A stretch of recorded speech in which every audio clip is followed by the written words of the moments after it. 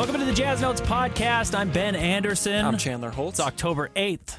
We have 2 preseason games under our belt, so the NBA is fully underway. I guess some teams don't actually have their first preseason game until today. I think Atlanta has not played yet. I was curious what Reza Shea had done, and he has not played yet. I think he plays tonight for the first time. So, Jazz fans, you're spoiled. You've got 6 preseason games. I was looking at Houston; they only have 4. Oh. So, Jazz getting a lot of run, and the games are already here, and they're not going to stop until April 13th. So exciting if you're a Jazz fan. As always, find us on Twitter at Ben's Hoops, at Holt Sports, read us at KSLSports.com, download the podcast, everything. We appreciate you doing that.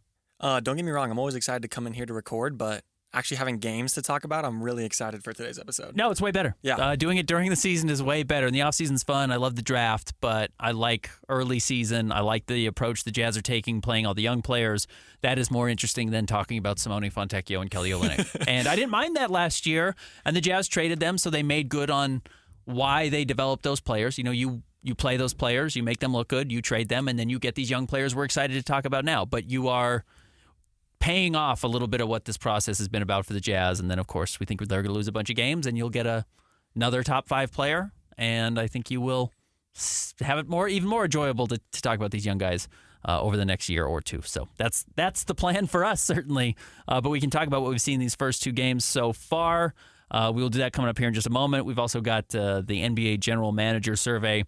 Really did not involve the Utah Jazz a whole lot this year. They are a little bit the forgotten child in the NBA this season. And also a couple of roster moves from the Jazz. Not official yet. Not official yet. We can actually, that'll probably happen in the next week or 2, and we can actually talk about it then. And also one housekeeping thing to get out of the way. I believe starting next week, this podcast will be moving to Mondays instead of Tuesdays. It definitely is. Yes, it's definitely confirmed. Starting next Monday. Yep. We're going to be recording this on Monday. I'll probably still have the mailbag article come out on Tuesday, but you can get the podcast a day early. But that question from Ben on Ben's Hoops Twitter will be coming out on Mondays as well. So look out for that. Yeah, I will be sending out the prompt for your mailbag Monday at 11 if I remember. Okay. I will remember.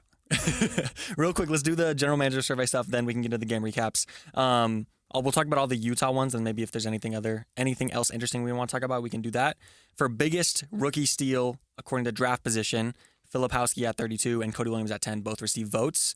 Best... I think Isaiah Collier also got votes. He did? I'm almost positive Isaiah Collier got votes, yeah. And then best head coach in-game adjustments, Will Hardy received votes. And then best home court advantage, Jazz always come in on this one. They came in 5th behind Denver, OKC, Boston, and New York. Yeah, quickly, not to get lost. Isaiah Collier actually got the most votes of any Jazz player. Okay. He got 29 votes for biggest steal. Now, that still would have been like 12th. Because Bub Carrington, Devin Carter, Johnny Furphy, Dalton Connect, Terrence Shannon, Nikola Topic, Modest Bazelis, Donovan Clingan, Cam Christie, all came ahead of Collier, and then Collier came in. 10th, 11th? Yeah. Then Zach Edey, then Flip, then Jared McCain, Baylor Shireman, Reed Shepard, and then Cody Williams was the last person to also receive votes. So but all 3 rookies. I was about to say all 3. So not bad for the Jazz. Yeah, home court advantage, not surprising. Best in-game adjustments for Will Hardy. I think that's maybe the most consequential. Yeah. You want to have a coach that can make good adjustments. I think Will Hardy does that. And you have seen them, to transition into our next talking point, in both of these first 2 games. The Jazz started really slow in the preseason. They were tied with the New Zealand Breakers through like 8 minutes into the second quarter. So like the first 20 minutes of the game, it was toe-to-toe. And then the Jazz closed the half on a 16-0 run and blew them out in the second half. And then they were down. They were down 19 in the first half to Houston yesterday, down 13 at the half. I think it was 62-49. And then played really well in the third quarter and came out and won. And then the fourth quarter, everyone was playing their deep reserves. But I thought it's been fun. I think you've seen enough from everyone you're looking for to be satisfied. And also, man, there are moments where I'm like, oh, yeah, this might be the 3rd worst team in the NBA. Yeah. Like, they have potential to be that bad if teams don't ever let off the gas. And teams don't let off the gas in the NBA like they have in the preseason. We have a question about this in the mailbag, so we don't have to go too deep into it now, but Johnny Juzang looked great in that first game. He led the Jazz in scoring 19 points. Yep. Again, like you said, the first 20 or so minutes were really rough, but the Jazz ended up shooting 58% from the field, 40% from 3. The kicker, though, in both of the preseason games, 21 turnovers against the Breakers and then 20 against the Rockets. They spray the ball all over the floor. Yep. Keontae has historically, even though that has not been his issue, it's actually been a lot of other people. John Collins has been turnover prone. Isaiah Collier has 6 turnovers through 2 games, though promising 5 in the first game, only 1 last night. So there's some improvement there. It's just going to be clunky. Yep. It's just going to be clunky all around. Now, sometimes that can create chaos, and chaos teams can thrive in that, and young players can thrive in that. So maybe it ends up working in their favor. But yeah, I mean, I just think the Jazz, based on what we've seen, are going to have a terrible defense. They're going to have a sloppy offense for stretches, and they're going to have stretches where it looks really good when all the young players are clicking. But they don't have a guy necessarily still, even with Lowry Markkanen, that they can just go to and say, stabilize the offense for 6 minutes. Because Lowry doesn't create his own shot. He's not dribbling. They still just don't have that guy. And, sometimes Colin can do it. Sometimes Jordan Clarkson can do it. But they are also hot and cold enough, streaky enough that if they don't have it that night, the Jazz are just going to get blown out.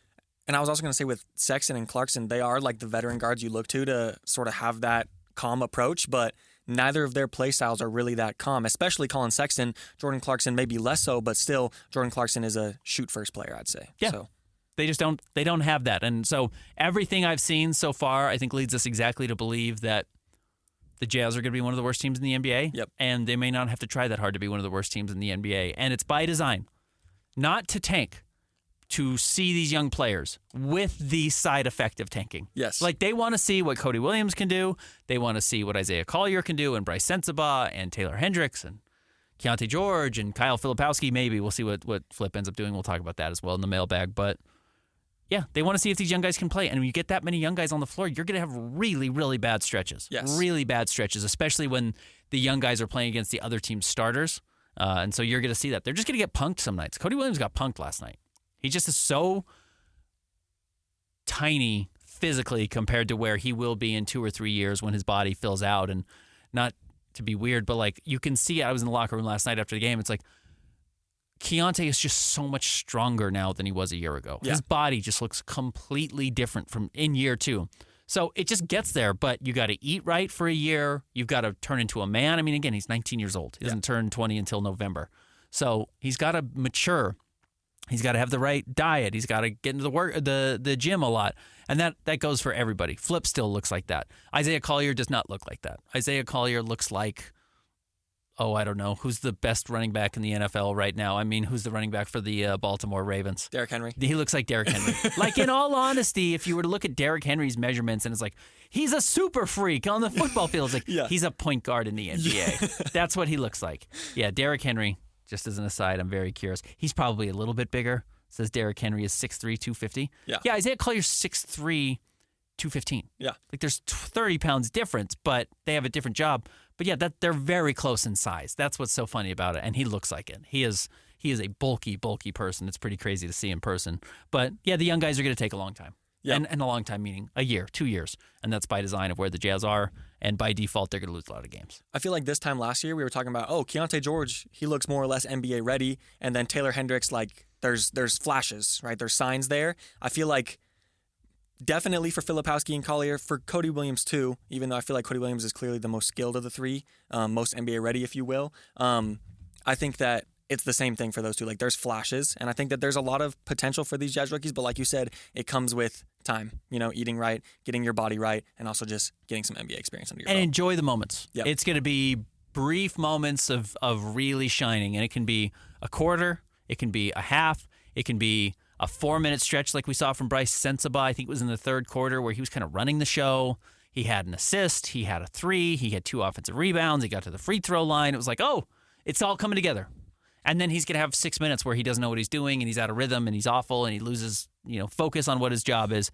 But that is the process. That's the game. That's how it works. These guys aren't going to dominate 48 minutes. Nobody does. Very few guys impact the game every second they're on the floor. It will take a while for these guys to figure out how to do it. 2 more points from these preseason games I want to ask you about. First, in the first quarter against Houston, at the end of the quarter, they were down 22-12. Mm-hmm. And then against the team that's not in the NBA from New Zealand, they were tied 29-29. Do you think slow starts are going to be like a theme for Jazz this year? Yep. And then slow finishes and slow middle parts too. Yeah, I think it's going to be slow everywhere. I will be curious if that second unit with Jordan Clarkson and John Collins, which is what it looks like it's trending towards, I suspect that's where they're going to go with the second unit. I'll be curious if that can find some rhythm against other NBA teams, and maybe Drew Eubanks gets a couple of minutes here and there, and they play John at the 4 if they feel like they can get that together, or Flip comes in. I'm not sure exactly what the second unit's going to look like. Maybe that will have some strengths against other teams because just having a couple of legitimate NBA players like Collins and Clarkson, playing together will be good against some of the other bad second units in the NBA, the Portlands, the Washingtons, the Charlottes of the world. Maybe they'll have some moments where they look okay, but no, I just think the Jazz are going to be bad. Yeah. And second thing, the Jazz shot exactly 40% in both preseason games from three. Do you think they could be like a surprisingly good three-point shooting team, or is that just a two-off kind of thing from preseason play? It's really jaded by the fact that Johnny Juzang is, 6 of 8, 7 of 9? I think he's 7 of 9 by himself. So they actually haven't taken like a crazy amount of threes. So you get one guy who's red hot like that, and yeah, they look really good. Yeah. So no, they're fine. They're going to be an okay three-point shooting team, probably better than they were. They closed the year last year.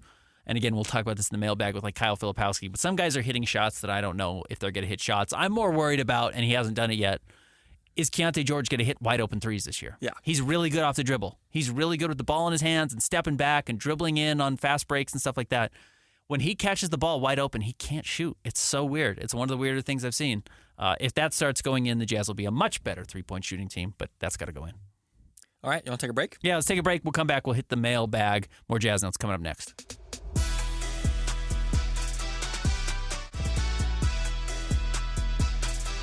Welcome back to the Jazz Notes podcast. It's time for the mailbag, our favorite part of the podcast. As always, find us on Twitter at Ben's Hoops, at Holt Sports. You can DM us or look for my prompt every now Monday, starting at 11 o'clock. I will send out this prompt, and you can respond to it with your mailbag questions. We will answer them on the episode. Where are we starting? We are starting with some DM questions this week, once again, from Agizona Dan. What is the best way to learn the X's and O's of basketball besides playing the latest NBA 2K game? Sign someone who peaked in junior Jazz. The best way, in my opinion, is A, just watch a lot of basketball. But B, actually, because I don't expect people to have time to do it because it's not their jobs, it's our jobs. When you're watching a game, actively say to yourself, like, look at what you're looking at. Yep. It's really easy to just and I have stretches where I'm like, oh man, the third quarter, I just watched the ball the whole quarter. And that's fine. It's what is going on in the game. You don't really need to know the X's and O's to be a fan. You don't. If you think that would enhance your enjoyment, and for some people it does, and for some people it doesn't, I wouldn't blame a fan. You just take what you want from it. But if you do really want to get to know the game a little bit better, stop in the middle of every possession. I don't mean pause it. I mean say to yourself, what am I looking at? Where is everybody on the floor? How is the ball moving? And why am I watching the ball? Watch it what some of the other guys are doing. And where do they stand? Who's in the dunker spot? Who's spaced out to the three-point line? Who's running up the floor? Who's the last guy up the floor? Ask yourself, do you think that's on purpose? You can generally, humans are really good at pattern recognition. So if you just ask yourself, what is happening? And you say, 3 times in a row, Bryce is here. Okay, well, that makes a certain sense to me. Or Taylor's on this far corner. Well, that makes sense. And the ball's on the left side, and these players are on the right side. Okay, I'm just kind of getting a flow of what they're doing versus the actual plays and stuff. Again, the plays in the NBA are funny because every team knows what every team runs. There's no secrets necessarily. There's some out-of-timeout stuff that the teams are surprised by and get caught off guard. But your base offense is really pretty simplistic for NBA stuff. That's what I would say. If you're really dorky and you really want to do it, watch games not caring what the score is. Yep. So it's the reason I don't watch when I'm getting ready for the draft. I don't watch live college basketball games because I get invested in who's winning and who's losing just because it's exciting and it's fun and it's a TV show and the announcers make you think it, get you excited for what the outcome is. So I will look at the game that is either recorded or on YouTube or wherever you can replay it on ESPN Plus, and I know the outcome of the game already, and then I can just watch it and watch an individual player. That's a really good way to learn what guys can do, what guys can't do, how they're being used, etc. But if you can eliminate the noise of the excitement of the outcome of the game, it's really easy to actually learn what you're looking at. If you don't care of, are the Jazz going to make the shot to win the game or cut this 8-point lead to 5, it's much easier to digest the X's and O's of what you're watching. That's what's worked for me. Something I would add to that is, and building off of your don't care about the score argument, is watch a game that, if say you're a Jazz fan, watch a game that has absolutely zero ties to the Jazz. Yeah. Watch the Hornets play another Eastern Conference team, right? And do the same thing that you were saying. Don't care about the score. Don't specifically watch where the ball is. Just take in everything because there's off-ball movement. There's different plays they're running. Like you said, they're going to call things out of timeouts. So yeah, I think that you made a lot of great points there. Next up from Alex, let's say Lowry has an insane year, and let's ignore our likely record. What would he have to do to land in the MVP conversation? Two-part question, so let's just start with that. Unfortunately, for MVP conversations, it's not best player in the league or best stats in the league. It's most valuable player. The lowest seeded MVP's team, that was a tongue twister, is the 6th seed. First, Russell Westbrook to do it. Yeah, Russ did it. And then I think Nikola Jokic did it a few years later. So it's kind of hard. Even if Lowry, say, averages something crazy like 40, 12, and 5, the Jazz would have to be in playoff conversations for him to be in MVP conversations. You have to do something the league has never seen before. Yes. Essentially is what you have to do. Yep. So Russ gets there with the 6-seeded Thunder. He averages a triple-double. He's the first person to do it since Oscar Robertson. That put him in that conversation. And then Jokic was basically a triple-double as well, but was also shooting like 60% from the floor and 40% from 3 as a center, and we just never seen that before. And 9 assists from a center was new. And okay, so that's what you got to do. And then you also have to have a record good enough. So the Jazz would have to be 43 wins, and Lowry would have to do something we've never seen before, which is like 12 threes a game at 50% shooting. Yeah. Like, honestly, averaging 33 or 34 points a game. So he has to lead the league in scoring. He has to make a record number of threes in a game and in a season, like total threes, not just his average, but total threes. And he's got to hit him at a rate that nobody's ever seen. Yeah. That's it. That's how Lowry could get there. And I don't expect it. I don't bet on Lowry to win MVP. Second part of this question from Alex. Do you think Cody Williams has the upside to be a legit number 1 on a championship team in a few years? I mean, will he get there? My gut says no. Yeah. Could he? Maybe. Yeah, it's like, why not, right? Yeah, he's got all the, like, some of the intangibles or some of the things you have to have. He's 6'6". He's got feel. Everything. You look at his parents, you look at his brother, like physically he should fill out to get there. He's got adequate athleticism. We'll see if that gets better as he gets stronger. He's got good length. He's a good defensive player. Yeah. So potential, sure, he's got the potential to get there. And the reason that I would say that we're saying he has the potential is because, like, not to pick on Isaiah Collier, but he's a 6'3" guard. And he doesn't have some out-of-this-world, never-before-seen talent like the last 6'3" guard to be the number 1, Stephen Curry, the greatest shooter of all time. Right. But since Cody Williams has the body, and of course he needs to put on weight, and he also has the tools to be a good defender and all these other things, the potential is there, but it's hard to say for sure. So he's got to start shooting like Johnny Juzang, and then he's got to turn his frame into his brother's frame, but luckily he's 2 inches taller. Yep. And then he's also got to, like, get the demonstrative number 1 guy attitude. Yes. So there's a long way to go. So I wouldn't bet on it, but potential maybe, yeah. Now to the replies on X. First up from Jazz Nation. Speaking of Johnny Juzang, Juzang has been the biggest surprise thus far in preseason. Any chance he cracks into the regular season rotation? I say 100% chance. I think he could do what we saw with, like, Bryce Sensabaugh and Taylor Hendricks last year, where as the Jazz try and figure out who is a guy, who's not a guy, and this could include Jordan Clarkson or whatever as well, just based on the fact that there's only so many positions on the floor. Okay, Will Hardy plays 10 guys, so let's break it down this way. He plays 10 guys. We know 4 of the veterans are going to play. Lauri Markkanen's playing, Colin Sexton's playing, John Collins is playing, Jordan Clarkson is playing. That leaves 6 spots for young players. Just based on priority alone, Keontae George is going to play, Taylor Hendricks is going to play, Bryce Sensabaugh is going to play, Isaiah Collier is going to play, Cody Williams is going to play, and Walker Kessler is going to play. Yep. So that's 10 guys. You're not going to go to 11 because it's just too much chaos. Yep. So right now, I don't think he enters the season in the rotation. But you lose 1 guy, and as long as it's not a center, because then Drew Eubanks steps in and is ready to play and can play, it probably just goes to Johnny Juzang. Yes. Whether they're a 2 or a 3 or maybe even a 4.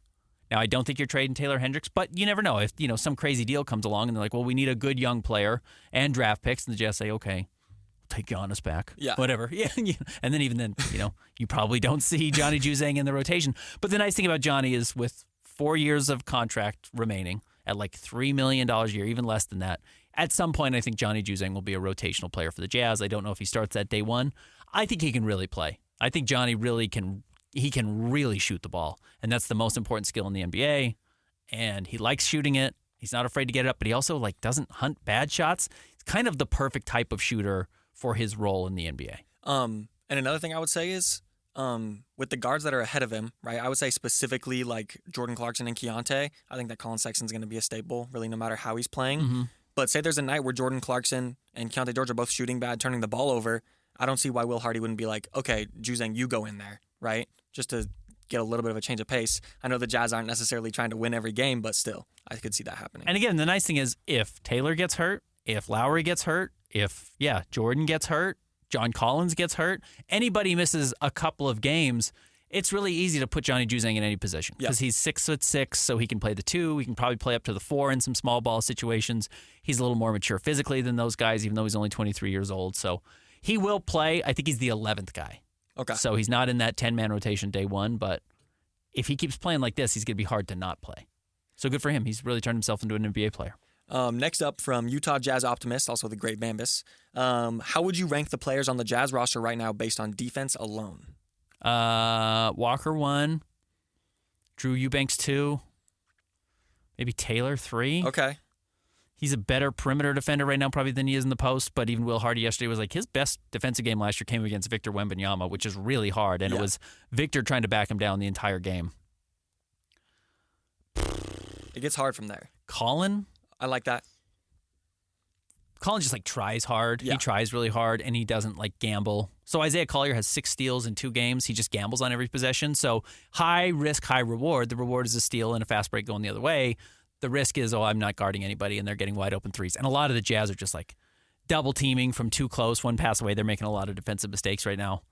Man, is there somebody I'm missing that's an obvious good defender?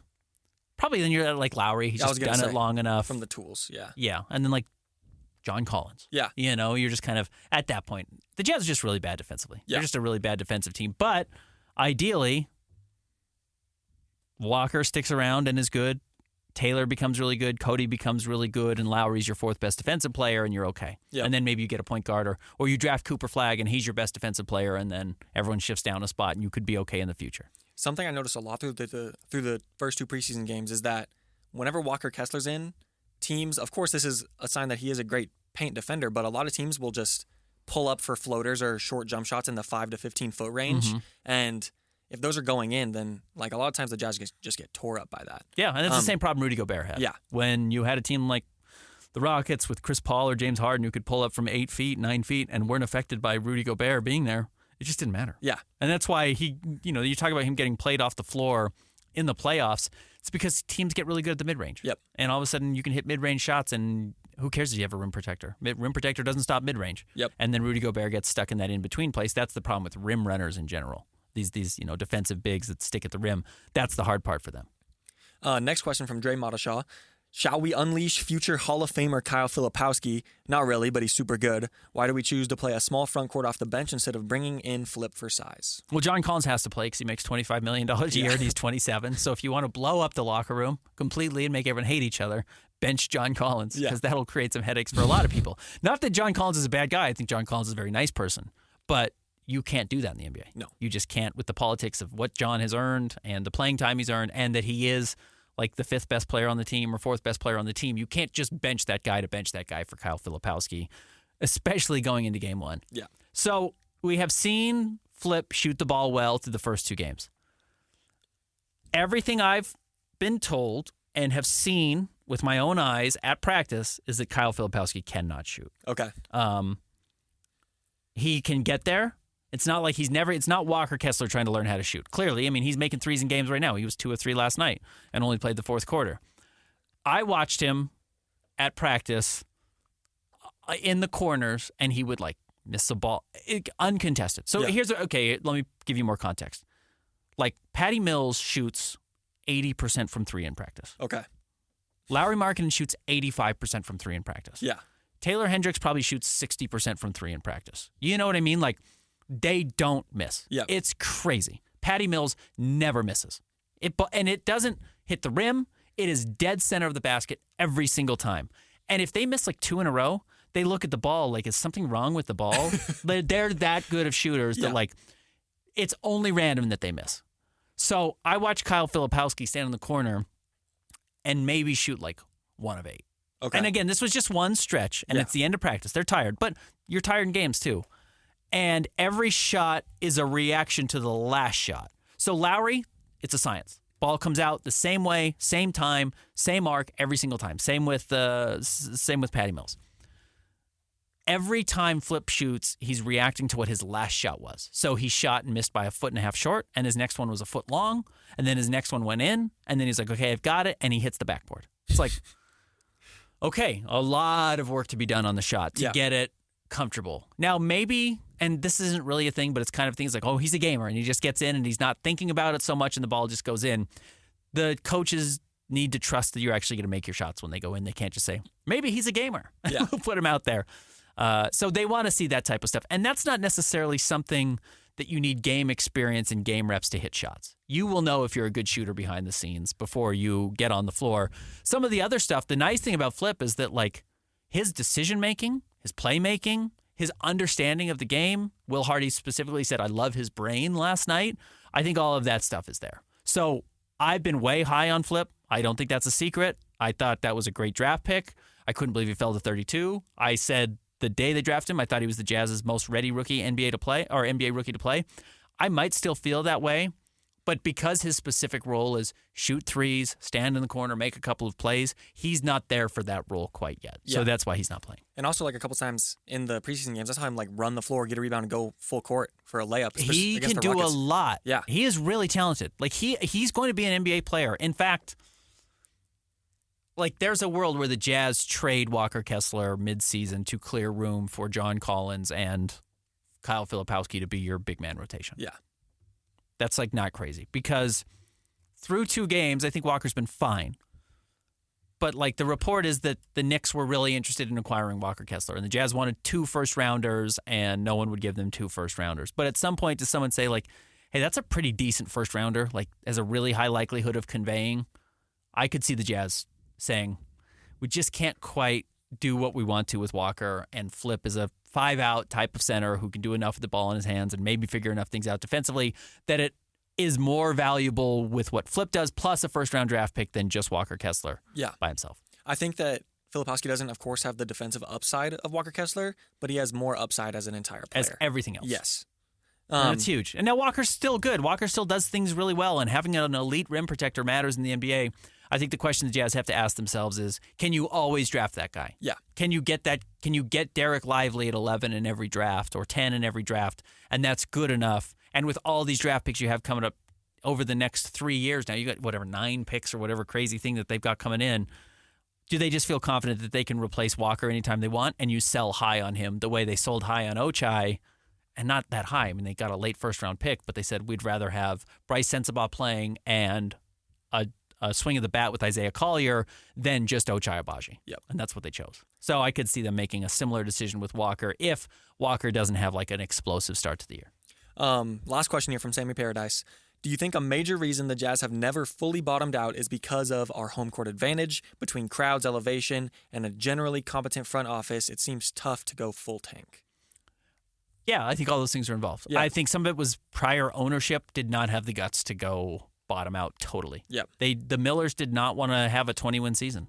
They had them. They bought the team when it was unstable because they had a bunch of 20-win teams. They invested in it. They lucked into John and Carl, and good for them. They hired people who drafted those players, and they were really good. And they didn't like the taste of losing. Yep. And you weren't clearing so much money then that NBA teams now can say, oh yeah, well we got revenue sharing, and if we lose, we get a good player, and it's good. That was not their mantra. And I think that's fine. It's built the Jazz into the respectable organization they are. I think Ryan Smith is more willing to deviate to get what he wants, deviate from the safe spots to get what he wants. And he wants a championship. And if you want a championship, you've got to have star players, and you get star players in the draft. So. I have a build-off question from this. What is the worst-case scenario, maybe best-case scenario, depending on what the Jazz's goal is, in terms of record this year? Like, what is the lowest amount of wins you think is actually reasonable for the Jazz to get? Oh, there's an 18-win season in the Jazz. Uh-huh. You know what I mean? Yeah. Like, people pay attention to the election or whatever, and you're like, there's a chance that this candidate wins, 38 of the states instead of just like 27 of the states. Like, if these 5 percentage things go this way, they could win in a blowout, but really it's going to be decided by 1 or 2 votes or whatever. Yeah. Like, there's a pathway where, like, oh, man, Lowry gets hurt, and all of a sudden the Jazz... I mean, if Lowry gets hurt for 40 games, the Jazz are going to win 18 games this season. That's not even that crazy. That's the hard part about it. Now, if Lowry's healthy, can the Jazz win 18 games, that probably gets harder. Yeah. But there's a 22-win team in there. So, like, if you were to put percentages on likelihood, again, I've said 25 is the number I've circled. Yeah. I would say that's like a 50% likelihood the Jazz win 25. Okay. There's like a 25% chance they win 28. Okay. 13% chance they win 22. Okay. And you know what I mean? And Yeah. then it's like 7% they get to 30, 7% they're at 20. Like, that's kind of how I view it. Okay. The further you get away from 25. Yeah. And then, a really rare chance they get to like 35. Like a 1% chance they get to 35. 1% chance they're at 15. Sub 20. Yeah. But yeah, something like that. So man, 25 just has felt like a really safe number to me that I'd feel confident in, and you're picking 4th or 5th and you're happy with that.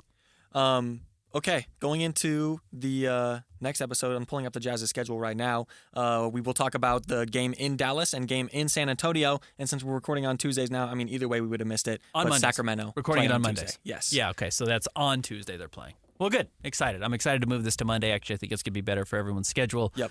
And hopefully delivers it a little bit earlier to your podcast app or whoever you get the podcast, listen online, whatever. We appreciate it. Yeah, Monday. We're moving to Mondays full-time starting next week. So find us on Twitter at Ben's Hoops, see Holt Sport, read us at KSLSports.com, and we will be back next week.